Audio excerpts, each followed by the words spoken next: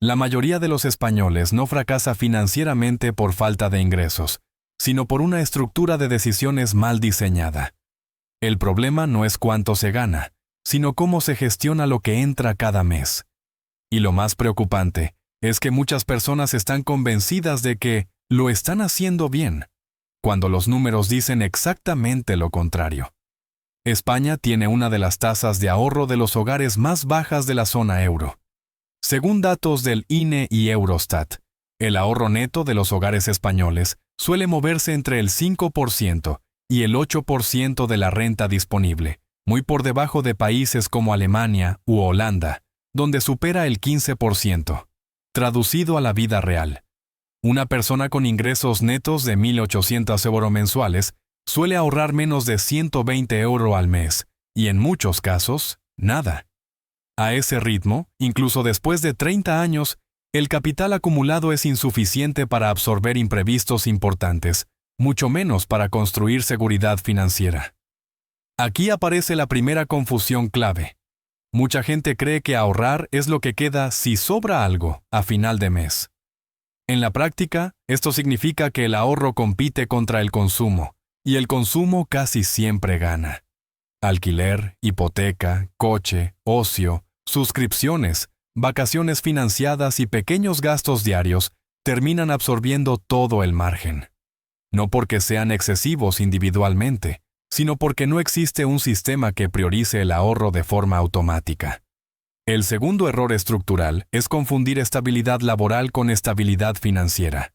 Tener un contrato indefinido o un salario constante genera una falsa sensación de seguridad. Sin embargo, si una persona depende exclusivamente de su ingreso mensual y no tiene un colchón de liquidez equivalente a al menos 6 meses de gastos, su situación es frágil. En España, más del 60% de los hogares no podría mantener su nivel de vida durante medio año si pierde su fuente principal de ingresos. Eso no es una opinión. Es una consecuencia directa de no acumular capital. El tercer problema es el coste invisible de las malas decisiones pequeñas pero repetidas. Por ejemplo, financiar un coche de 22.000 euros a 7 años con un tipo efectivo cercano al 8%. El coste final supera fácilmente los 27.000 euros. Esa diferencia de 5.000 euros no se percibe como pérdida inmediata, pero equivale a más de 2 años de ahorro medio de una familia española. Lo mismo ocurre con créditos al consumo, pagos aplazados y el uso sistemático de tarjetas sin planificación. Finalmente, está el factor tiempo, que casi siempre se ignora. No ahorrar hoy no solo significa tener menos dinero ahora, sino renunciar al crecimiento compuesto durante décadas. Ahorrar 200 euros al mes desde los 30 años, con una rentabilidad real moderada del 4%, genera alrededor de 140.000 euros a los 60. Retrasar esa decisión 10 años reduce esa cifra a menos de 80.000 euros. La diferencia no es el esfuerzo mensual, sino el tiempo perdido.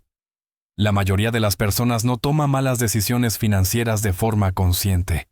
Simplemente opera sin un marco claro, repitiendo comportamientos normalizados socialmente. El resultado no es inmediato, pero sí predecible. Poco ahorro, alta dependencia del ingreso activo y una sensación constante de ir justo, incluso ganando más con el paso de los años. Aquí es donde empieza el verdadero problema. Para entender por qué esta situación se repite de forma sistemática, hay que ir más allá de la superficie y analizar la estructura real de las finanzas personales en España. El problema no nace de una sola decisión incorrecta, sino de una combinación de ingresos limitados, patrones de comportamiento previsibles y, sobre todo, ausencia de un sistema consciente de gestión del dinero. Empecemos por la estructura de ingresos. El salario medio neto en España ronda los 1.700-1.900 euros mensuales, dependiendo de la región y el sector. No es una cifra especialmente alta, pero tampoco explica por sí sola la falta de ahorro. El problema aparece cuando ese ingreso se distribuye sin jerarquía clara. Primero gastos fijos, luego gastos variables, y solo al final, si queda algo, el ahorro. Este orden convierte el ahorro en una variable residual, no en una prioridad estructural. A esto se suma un comportamiento muy común: ajustar el nivel de gasto al nivel de ingreso. Cuando una persona pasa de ganar 1.400 euros a 1.800 euros, rara vez destina esos 400 euros extra íntegramente al ahorro. Lo habitual es que aumente el gasto. Un piso algo mejor, un coche más caro, más ocio o viajes. Desde fuera parece progreso, pero financieramente es una trampa. El margen de maniobra no mejora, simplemente cambia de forma. Un ejemplo concreto ayuda a verlo con claridad. Caso A. Una persona soltera, 35 años, ingresos netos de 1.900 euros. Paga 750 euros de alquiler, 250 euros en gastos fijos, 300 euros en coche y transporte y unos 400 euros en ocio, comida fuera y compras. Sobre el papel, no gasta de más. El problema es que no existe una partida de ahorro definida. El resultado, ahorro mensual cercano a cero. Caso B, misma persona, mismo ingreso, pero con un sistema distinto. Ahorra automáticamente 250 euros el día que cobra. Ajusta el resto de gastos al dinero disponible. El nivel de vida cambia poco, pero el resultado a 10 años es una diferencia de más de 30.000 euros acumulados, sin contar rentabilidad. Aquí aparece el tercer factor: la ausencia de sistemas. La mayoría de la gente gestiona su dinero de forma reactiva, no estratégica. Paga facturas cuando llegan, consume cuando quiere, y espera que el ahorro ocurra solo. Pero el ahorro no es un acto espontáneo, es una consecuencia de diseño. Sin automatización, sin reglas claras y sin límites definidos, la voluntad no es suficiente. Entonces, ¿por qué no funcionan los consejos financieros estándar? Porque suelen atacar el síntoma, no la causa. Frases como «gasta menos», «haz un presupuesto» o «ahorra un 10%» son correctas en teoría, pero incompletas en la práctica.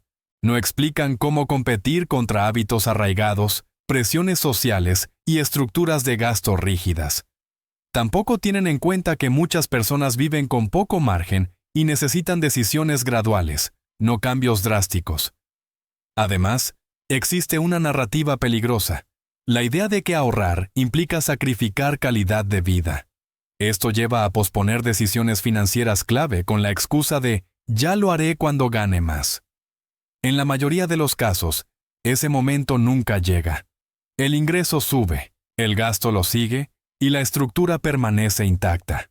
En resumen, el problema no es falta de información, sino falta de arquitectura financiera.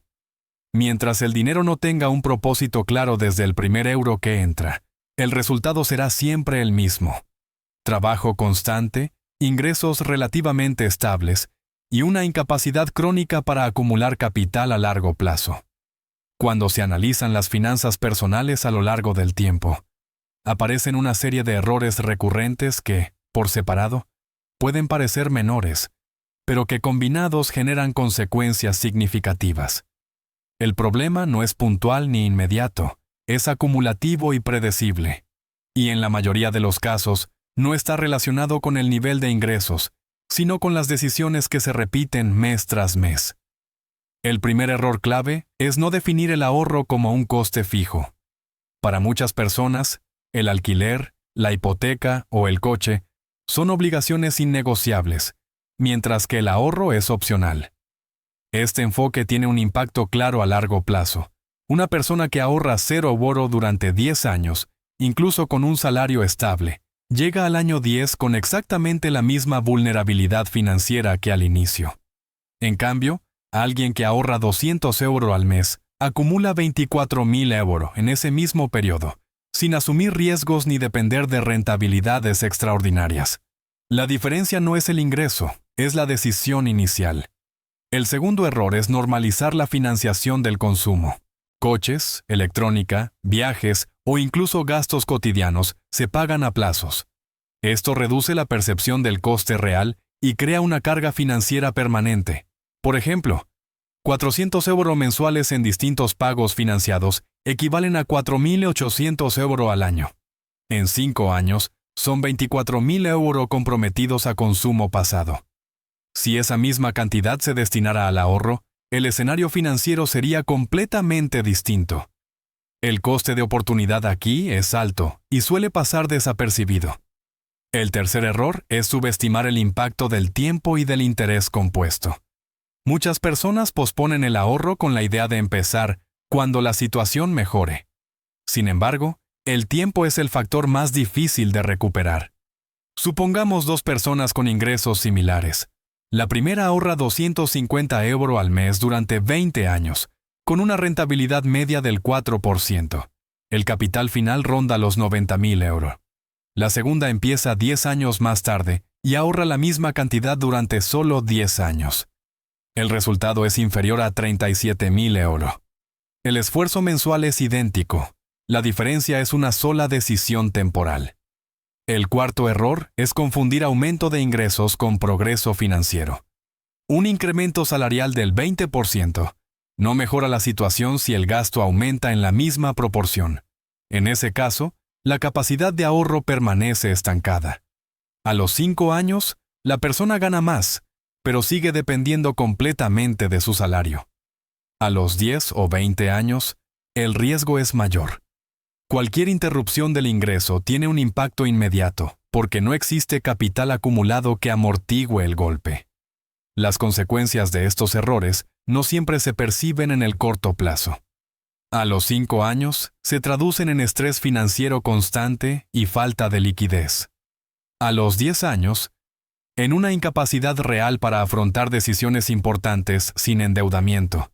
Cambiar de trabajo, emprender, ayudar a la familia o afrontar una crisis. A los 20 años, el problema se vuelve estructural.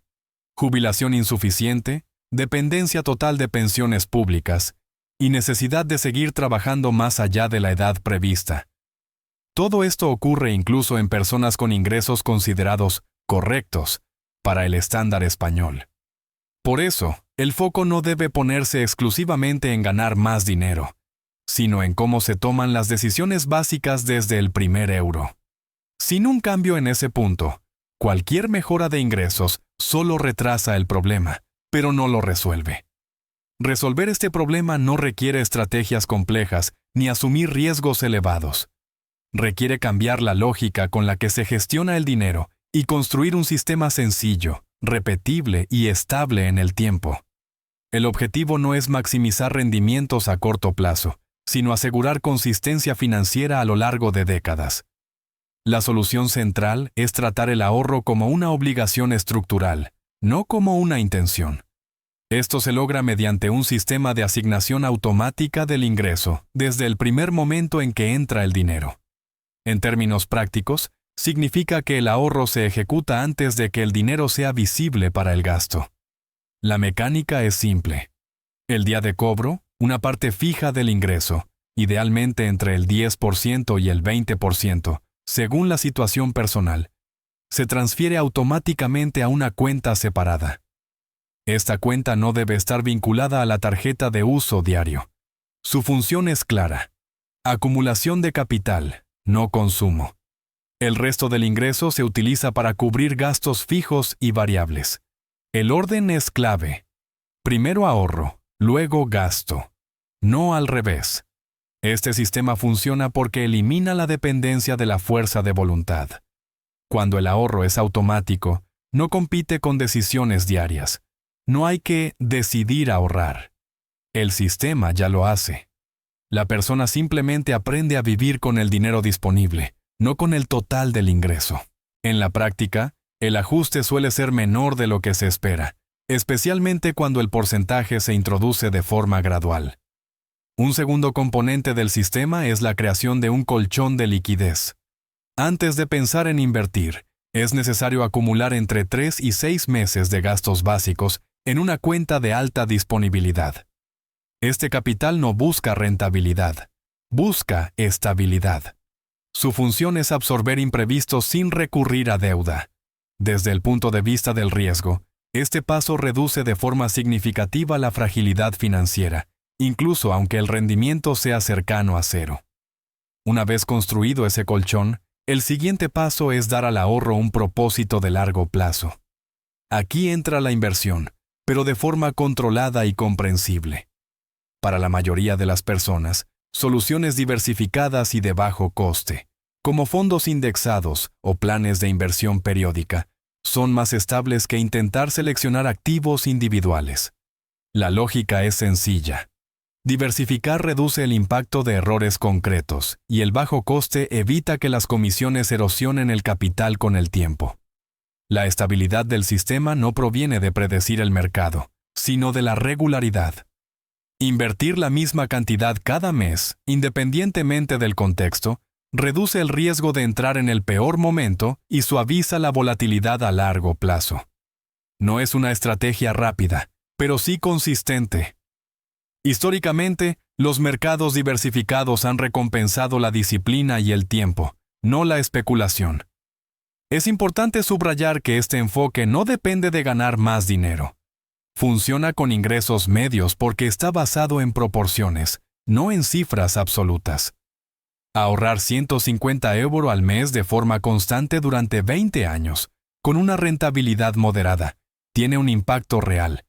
No transforma a nadie en millonario de la noche a la mañana, pero construye algo más importante: margen, resiliencia y libertad de decisión.